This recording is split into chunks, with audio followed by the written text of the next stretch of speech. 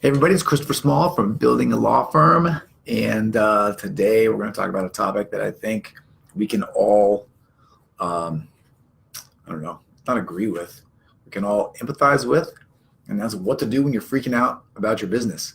Um, so the reason I'm talking about this, by the way, if you want to freak out less about your business, come to my workshop in Kansas City on April 5th, q2workshop.com. I'm going to show you how to do stuff like this, make videos, and get clients. It's easy and hard at the same time. So I'm going to make it easy and easy for you. But I digress. The reason I'm talking about this topic today is because, well, I had a little freak out moment today. And it doesn't happen very often. And there's no real reason for it, to be honest with you. It's not like anything's going up or down with the business. But every once in a while, that lizard brain in my head just starts going like, hey, Chris, what if nobody calls? Hey, Chris, what if nobody signs up anymore? Hey, Chris, what if it all burns to the ground? And then I start going like, oh, snap. What if that happens? What am I going to do? And like I said, this doesn't happen very often, but I know it happens to everyone. I think it's one of the drivers in our business, and it's one of the reasons why, I get to work, is because I don't want to have this feeling as ever if I could. But like I said, it is going to happen. I know it's going to happen. And when it does happen, you just got to figure out how to deal with it. And I was going to share a couple of things that I try to do to deal with this feeling when it pops up, and basically to get over it as quickly as possible. I think there's a difference between how you handle it really affects how your day turns out, how your week turns out, and it can affect how your month turns out. Because if you let this roll for too long, it can sort of overtake you, and you can start to make bad choices and do bad things. So step one is, when you're freaking out about your business, to just take a minute and relax. Okay, I think self-awareness is really big when it comes to your life, but it's also really big when it comes to your business and your feelings in the moment. So what I will often do is go like, hey, I'll try to step back and say, hey, what's going on in here inside my brain? And I'll just think about it. I think about, why am I freaking out? Like, what is this feeling? Is it real? Like, is it grounded in anything?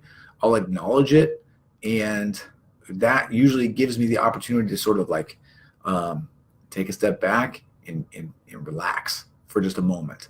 And sometimes that takes a little bit longer than other times, but it's definitely step one. Because the last thing that you want to do is say to yourself, oh my God, this whole place is burning down. I need to start doing different things. I need to start making phone calls. I need to start being crazy.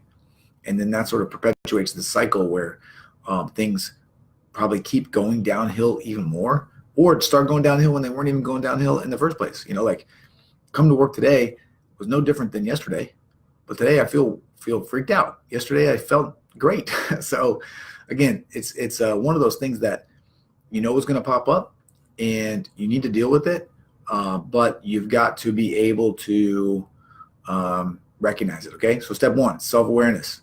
Step two for me usually is to step away. So like I went and got some coffee. I went to Starbucks. I sat down.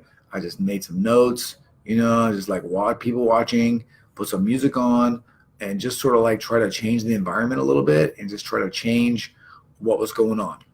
Typically, that coupled with getting grounded and thinking about where I'm at allows me to really understand that, okay, somehow I've put myself in this state, and now I can work my way out of it.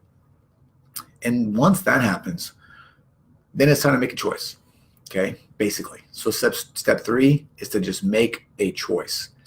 That choice is, are you going to keep going down this road of freaking out, or are you going to look at what the next thing to do on your to-do list is and just do it?